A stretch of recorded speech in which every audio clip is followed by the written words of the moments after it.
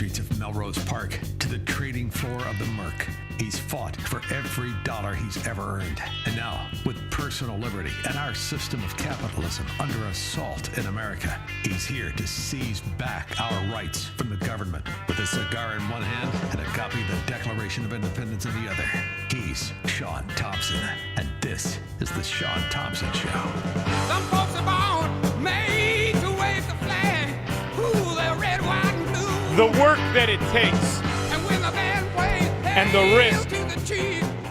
and the time to be a writer, the skill to be a director, the tenacity to be a filmmaker. My next guest has it all.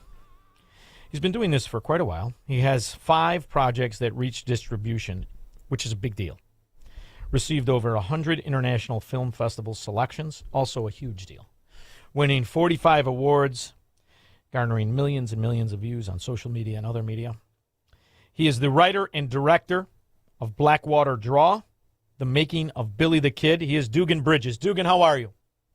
Sean, I'm doing great. I just got to tell you, I absolutely loved your intro.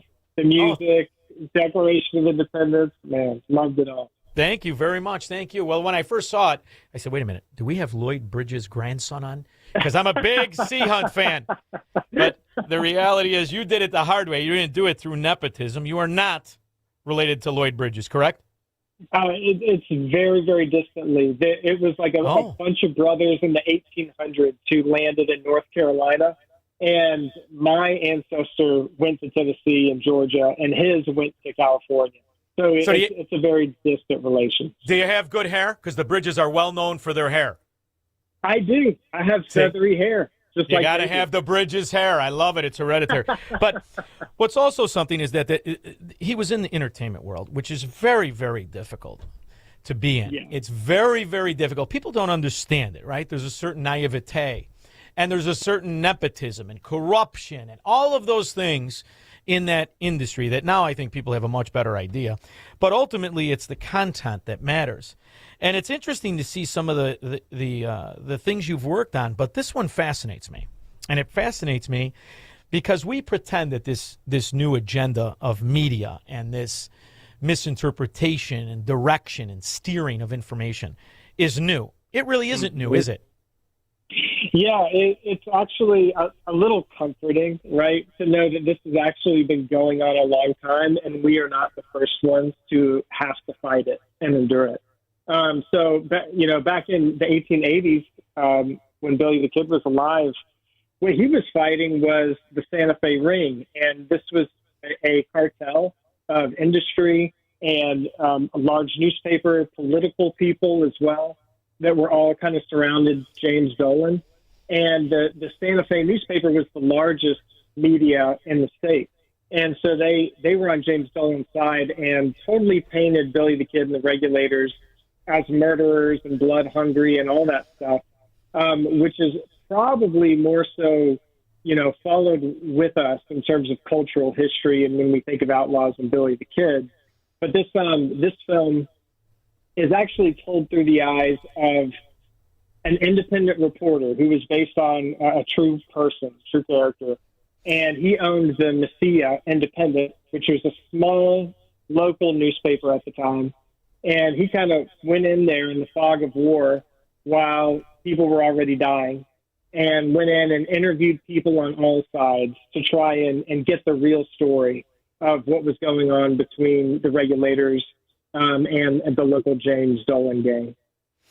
So now we're all familiar with Emilio Estevez, fantastic movie. And it was an interesting take in Young Guns, how they portrayed the romanticism of the story and how they portrayed almost the victimhood of what he was defending. Wherein lies the truth? Well,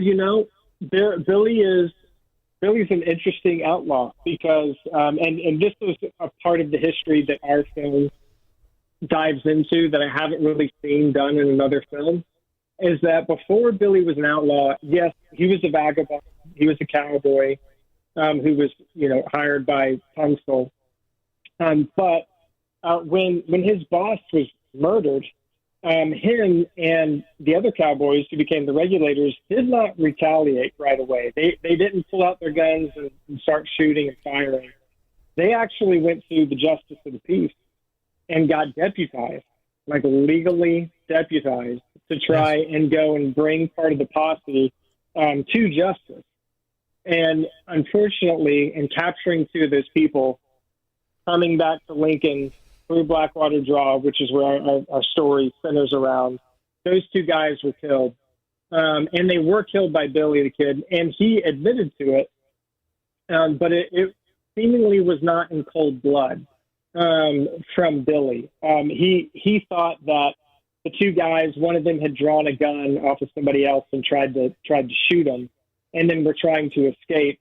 And he was maybe 100 yards off, got out his shotgun and killed them both from a really far distance. And that kind of cements him as like this, incredible shooter, right? And started his legend. So this is an amazing, I'm really interested. I can't believe you condensed this into, how long is the documentary? My producer said it's like 20 minutes. How long is the documentary? Yeah.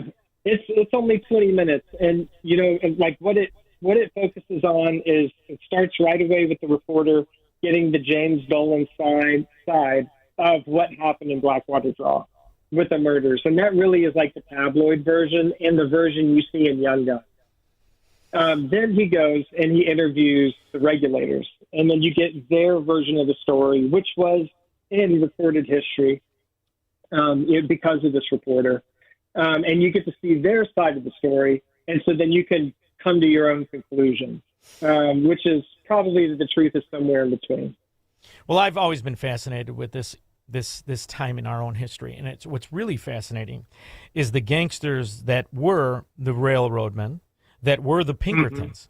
Mm-hmm. There's a girl where I live in the area I live. She's an older woman, and her name is Pinkerton. And I tell my wife, I said, "This is a Pinkerton. Do you realize what the Pinkerton? They were the, forget about the police and the mafia. They were the perfect blend of both of them, and they really were an army for hire. That I would love to see a documentary on the Pinkertons and the atrocities." And the ways in which they stole land, and at the direction of the Vanderbilts and the Commodore and all the rest of it. Oh, wow. Fascinating stuff. Did I inspire an idea? Because I'm available. I want to play Vanderbilt. Yeah, good. No, I mean, I love history, and especially that time frame in our history as well. And it's just so fascinating. I also think that, that also speaks to our times. And what we're going through. I think that was maybe the thing that surprised me the most is looking into this, this guy's history who only, the Lincoln County War and Billy the Kid becoming a legend only happened over the course of like 1 year, 2 years max. And he was like 19. Right. He was very, very young. Look at it. We've got our kids on our health insurance to 26. Look what this son of a gun did in 19 years. I want to talk about a difference of character, for God's sakes. And there was a little mystery and a bit of a scandal to what exactly happened. Did he die, or did he get very old and go into hiding? Because who was the one that was his regulator, not a regulator, but the sheriff that ended up allegedly shooting? The names are escaping my mind, but I'm old. So tell me, which way did it go? Okay, so, well, I mean, we were not able to cover that in our film, right? But, hopefully if this could get some momentum, I would love to take it that far in that direction. But I did get to know a retired U.S. Marshal in the area who is literally like investigating this murder from, 150 years ago. And he told me he was able to get a sample of Billy the Kid's blood. And he is trying to get permission to dig up the official grave of Billy the Kid to see if his body really is in there. And the locals will not let him do it because they're afraid that it won't match.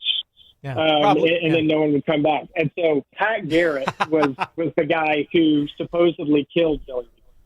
But he also was a friend of Billy.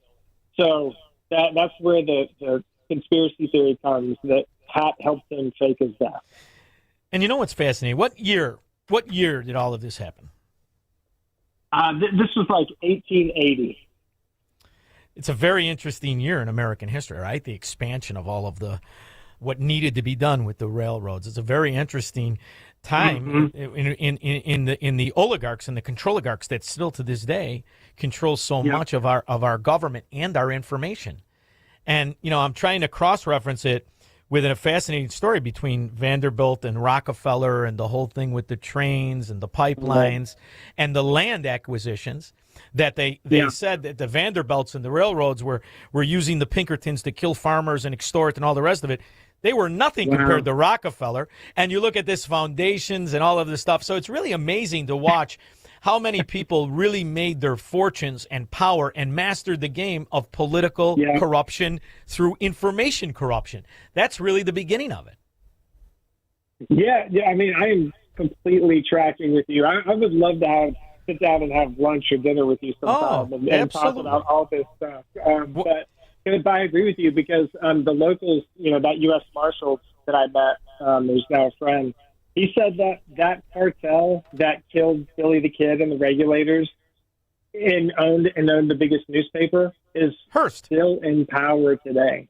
Like in New Mexico, that specific New Mexico group. Did it circumvent the Hearst fortune? Because you got to remember, at that time, that's when the original Hearst was buying up mines. Right. He had papers, and Randolph was his kid, but the real Hearst, the real gangster, was the old man, and what he did in South Dakota with Deadwood, and the atrocity, the murder, the mayhem for mines. It's really fascinating stuff. And I don't know that story. Yeah. You want to talk about a murderer and a gangster and a scoundrel? And he knew the only way he could do it is to control the information. He is the father of Randolph Hearst, who owned all of the paper and all of the information. And it's funny, in Hollywood, he's the one who forever changed the course of direction for Orson Welles. Orson Welles was amazed at the amount of money at that time and power. His Citizen Kane is a slap at Hearst. And Rosebud, let's just say it's not the name of his sled. It was the name of his mistress's favorite part, if you follow my drift. You would find it fascinating, kid. Oh, yeah. Yeah, I can't. Wow, no, I didn't know the Rosebud part. I knew the Hearst. And Orson Welles goes from the hottest. At the time, Quentin Tarantino didn't hold a candle to him. Young man, and you do not see him again for 35, 40 years until he's old and fat, and then he's doing a punchline of himself. But you would love that story. And it all ties into this time period. I'm telling you would love it. But where's the best place for us to go and watch this? Yes, if you Google Real Clear Politics, Blackwater Draw, Billy the Kid, you will find it. All right, well, stay in touch with me because we'll have that dinner. I find you fascinating. I love the work you've already produced and the idea you did this documentary. I'm going to go and watch it tonight. And you let me know. You're in Naples or Chicago. We'll figure some out, all right? Okay, thanks, Sean. I appreciate it. I'll look for good hair. Dugan Bridges, thank you very much. I appreciate it. Bye. We'll be back with your calls and comments. He will never negotiate his constitutional rights with the government. Live free or die on The Sean Thompson Show on AM 560. The Answer.